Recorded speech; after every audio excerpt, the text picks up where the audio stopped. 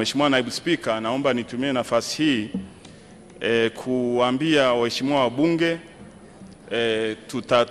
kuna magari ya OCCID wapelelezi wa wilaya kufika mwezi Agosti, Mungu akijalia, tunapanga kuyasambaza nchi nzima kila wilaya ili kuimarisha ulinzi na usalama.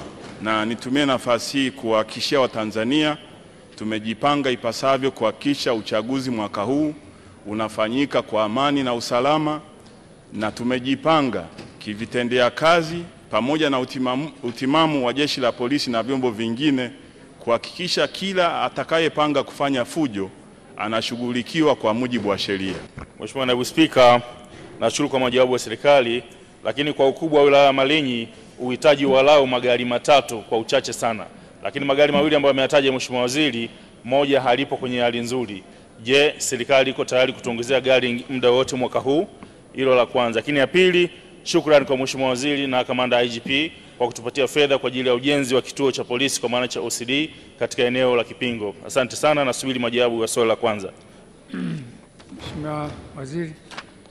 Mheshimiwa Naibu Spika, kwanza nimpongeze Mheshimiwa Antipas Mgungusi kwa jitihada nzuri anazofanya maendeleo kwa ajili ya jimbo lake la Malinyi, lakini pamoja na jitihada hizi amekuwa akifuatilia masuala ya vitendea kazi kwa upande wa jeshi la polisi jimboni kwake.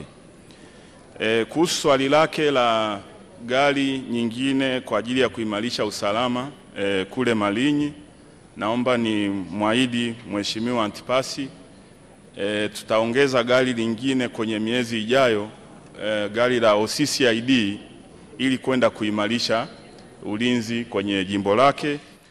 Kama ambavyo nimesema, kwanza kwa wilaya za kipolisi ambazo zilikuwa zijapata magari ya awamu ya kwanza, hivi sasa tayari tumeshapeleka magari mapya Land Cruiser kwenye wilaya zote za kipolisi likiwemo wilaya za mkoa wa Tabora. Kwa hiyo kama gari haijafika, Mheshimiwa Almasi, naomba nikuhakikishie mpango huu, kama mlikuwa hamjapata gari ya awamu ya kwanza, awamu ya pili tumeshapeleka magari. Nitacheki kama halijafika basi nihakikisha linafika, lakini vile vile hata kwenye mpango wa OCCID nchi nzima kupata magari Land Cruiser mapya kufika Agosti, pia na hili tutalizingatia Mheshimiwa Naibu.